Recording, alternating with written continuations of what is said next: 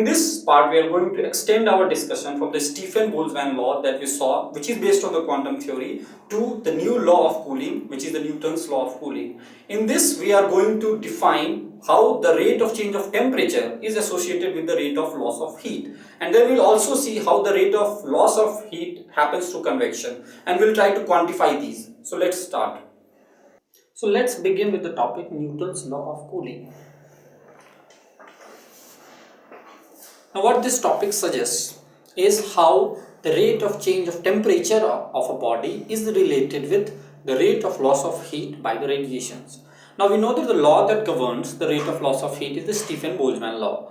So now we'll use this law, the Stephen-Boltzmann law, to determine how the temperature of the body will change. The relation what we have is for the rate of loss of heat of the body, how the heat of the body is being lost.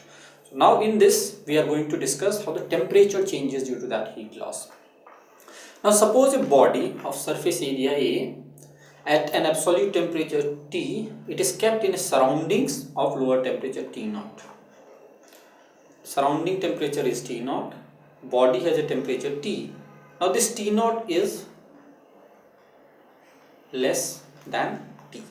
What that means is that this body is going to radiate energy and hence decrease its temperature.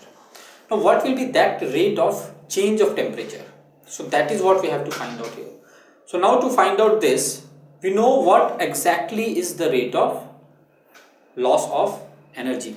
So we find the net rate of loss of thermal energy from the body due to radiation. See, this is only for radiation. We are not talking here about either convection or conduction or any other modes. So it's solely due to radiation. Now as we have seen, this is equal to E sigma, A is the area, T to the power 4 minus T0 to the power 4, where T is the temperature of the body and T0 is the temperature of the surrounding. Now if the temperature difference is small, now this is again important, this is only valid when the temperature difference is small. In that case, we can write T is T0 plus delta T. That's a very small change in temperature. What that means is that T to the power 4, T to the power 4 minus T0 to the power 4, from this it can be written like this, T0 plus delta T to the power 4 minus T0 to the power 4. Now T0 plus delta T to the power 4. From here if you take this T0 common, this will become delta T by T0. So when we take this T0 out, you have T0 to the power 4 because it's actually in the braces with the power 4. So if you take T0, or if I write in steps, this I take T0, it becomes 1 plus delta T by T0 and whole thing is raised to the power 4. Right? I have simply taken out T0. Now if I take this T0 out of this whole braces with the power 4, where I have T0 to the power 4 and this term, which is written here. Right? Now since delta T is small, it is given here, if this delta T is small, what I can apply is the binomial expansion. I hope you know what exactly is the binomial expansion. So if you write down for this, it is 1, this is, if you have 1 plus x to the power n, it can be written as 1 plus nx plus n into n minus 1 by factorial 2 x square. Similarly going in this manner. Now what is happening here is that since this is small, it is given to you, this term for a higher degree of terms like this x square, x cube, x4, all of these terms, it becomes negligible. Right? Because we know that if a number is small, like suppose if you have 0.001, if you square this, what is the value? It is 0.000001.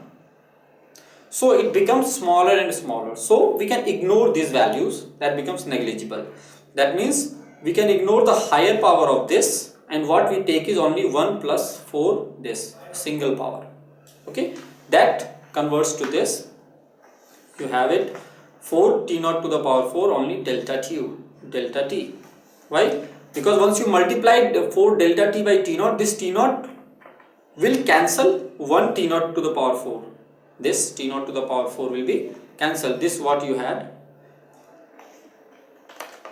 If you expand this, what you have is T naught to the power 4 plus 4 delta T by T naught into T naught to the power 4 minus T naught to the power 4, right? This is the expression that I have. Now we have ignored the higher power, so this will cancel out with this. This T naught will make this T naught to the power cube. What remains is 4 delta T naught cube. So we write then the value of delta T, which is T minus T naught. So delta U1 becomes this. Now this T naught is a fixed temperature, right? It's the temperature of the surrounding, which is not going to change. So this is a constant. It becomes B1 into A into T minus T naught. This is how the rate of change of temperature,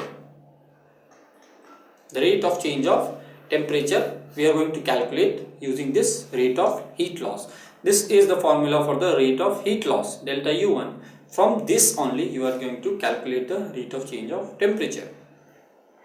Now the body may also lose thermal energy due to convection in the surrounding airs. It may also lose due to convection. This is only due to radiation.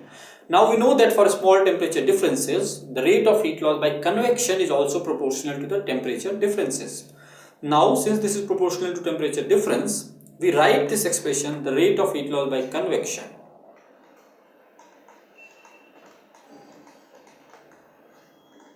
By convection is B2, this is another constant, A into T minus T naught. It is proportional to the temperature difference and it is written like this. So what is the net rate of loss of thermal energy? It is due to both convection and radiation. So when you write this, sum these two, it becomes this. B1 plus B2 A into T minus T naught. Now we combine these two constants and we write as a single constant B, that is B into A T minus T naught. Now since we have to calculate, this is the rate of heat loss. If you remember, this was dQ by dt, right? Now we want to go from here to the rate of change of temperature. Now we know what is dQ. dQ is ms dt, where dt is the change in temperature, by small t, which is time. Now from this, equating with this, we try to find out what is the change in temperature. Now here the dt is negative value, right? Because it is losing the heat, so dt will be negative. So to keep this positive, we put a minus sign here. That's why it's minus has been put. So minus dt by dt becomes, this ms goes to the denominator. It becomes delta U by ms, that is B1 plus B2 by m into s. Now the mass of the body and the specific heat, that will be a constant for this system. So we write this as simply B into A T minus T naught. So for a small temperature difference, again I emphasize, this is only for a small temperature difference between a body and its surroundings, the rate of cooling is directly proportional to the temperature difference and the surface exposed. So we can write dt, d capital T by d small t, as minus B into A T minus T naught. What we got from here. Now this is known as the Newton's law of cooling. Constant B depends on the nature of the surface involved and the surrounding conditions. Now this minus sign, it indicates that the temperature is decreasing. Because it is losing heat, its temperature will decrease. The temperature is decreasing with the time. Now as the difference in temperature is the same for absolute and Celsius scale, it doesn't make a difference whether you write this in Celsius or you write this in Kelvin, because this is difference. So even if you are finding the difference on the Celsius or the Kelvin scale, you will get the same value, so it doesn't make a difference. So now this can be written as simply theta minus theta naught. Theta refers to the temperature in Celsius scale. So it could be in Celsius or it could be in Kelvin. So Celsius is very commonly used, so that's why we have written here that it could be even calculated with the Celsius temperatures. So I hope that you have understand how the temperature is changing with the rate of heat loss. So let's see an example and see how we can apply this Newton's law of cooling. A body cools from 60 to 50 degrees Celsius in 10 minutes. It is cooling from 60 to 50.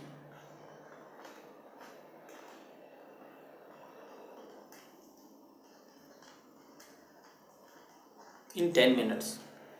Okay, room temperature is 25. Now this process is happening in a room temperature of 25 degrees Celsius. Within this process is happening, and it happened in 10 minutes.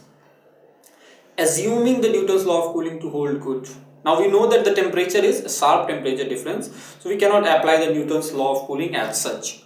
But since it is given that you have to assume, then we are applying the Newton's law of cooling. So assuming this to hold good, find the temperature of the body at the end of the next 10 minutes. Okay. So how to calculate it?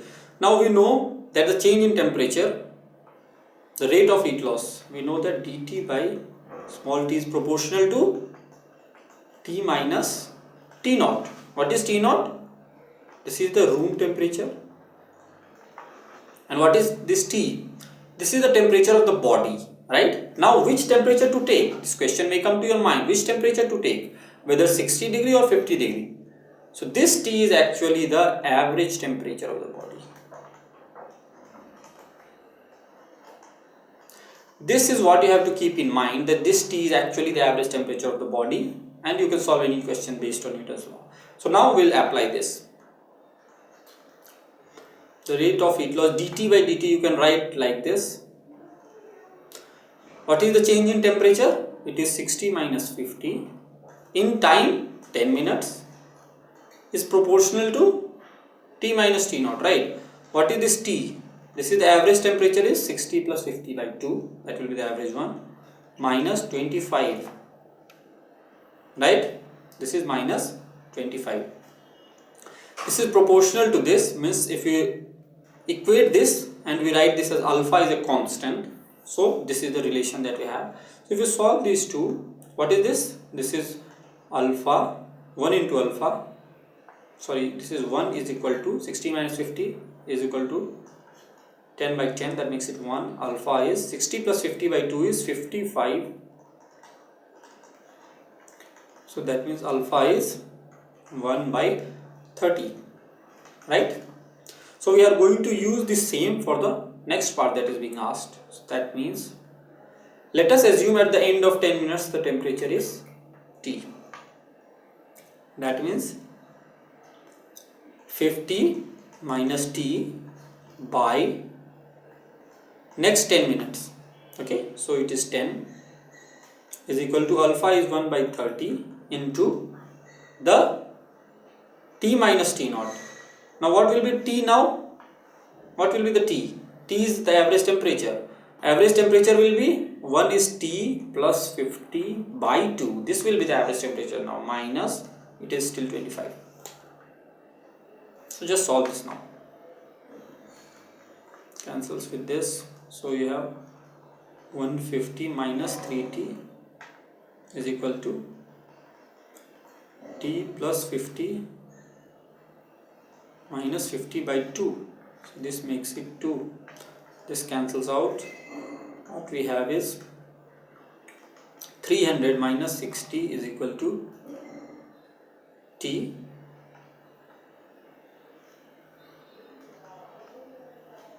So that means 5T is 300,